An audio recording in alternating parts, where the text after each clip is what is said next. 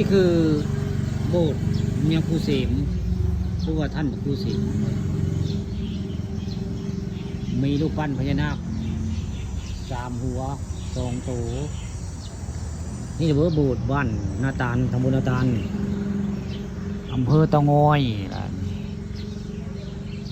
อันนี้ก็ต้นโพนะต้นโพวันในวัดวาอารามเกินมาเลยเห็นต้นโพอันนี้ต้นโพบ้านนาตาลนี่คือด้านในของโบสถ์นกภูเสมพูดก็มีนกและนกกระเมามีนกกันกางเกหรือนกพิราบ2 ตัวนั่งเฮียงเดียวนกพิราบก็แม่นนกกางเกก็แม่นง่ายๆตอนเช้ามื่อนี้พ่อข้าทองคำพามาเบิ่งวัดวาอารามของธนาคารในโบสถ์หม่องนี้ก็หม่องเขาเจ้าใส่กระดูกอัฐิของคนที่เสียชีวิตแล้วได้นี่มีแต่ป้ายเม่นหมดอันนี้บริเวณนั้นอ้อมโบสถ์อันนี้นี่อ้อมโบสถ์บ้านนาตาลนั่นตอนเช้ามื่อนี้พ่อข้าปาทองคำพาชมเนาะพอพามาย่างมาชมเบิ่งวัดวาหลวงปู่เสมนั่งว่ายังจ่าอยู่ในอันนี้แล้วนั่นบริเวณโบสถ์อันนี้บ่เคยมาท่าเครือดอกมองบ่เคยมาย่างจะเครือแต่เที่ยวนี่วันนี้ก็เลย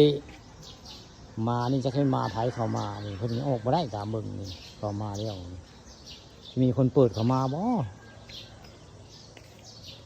ด้านนี้กับ3 หัวเคยได้พญานาค3 หัวได้อันนี้แค่3 หัวคือกันทางเข้าโอ้4 ทางเพราะทางเข้าวัดเข้าโบสถ์อันนี้พระเจ้าเฮ็ดไว้นี่ก็เม่นเนาะทางเข้าโบสถ์นี่2 ทางได้พญานาคกับ3 หัวคือเดียวนี่ก็ได้3 หัว2 ตัวคือเดียวได้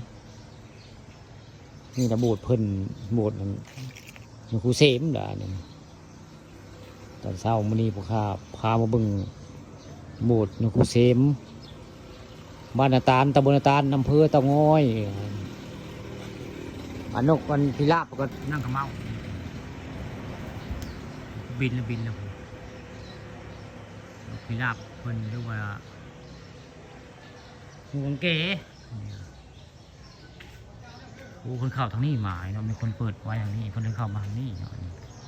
นี่ก็คุณมาทางเด็กมางานขาวดำเนี่ยเลยมาถ่ายเรื่องราวเรื่องโบสถ์อันนี้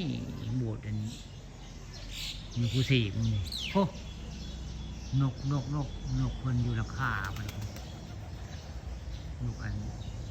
กางเกนกกางเกเป็นปี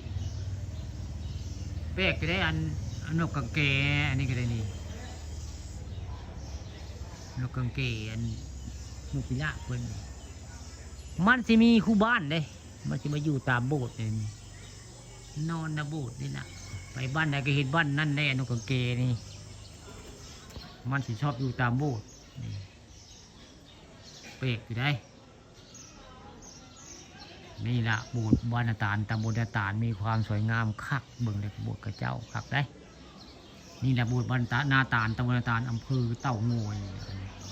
มีพญานาค3 หัว4 ตัวรวมแล้วกัน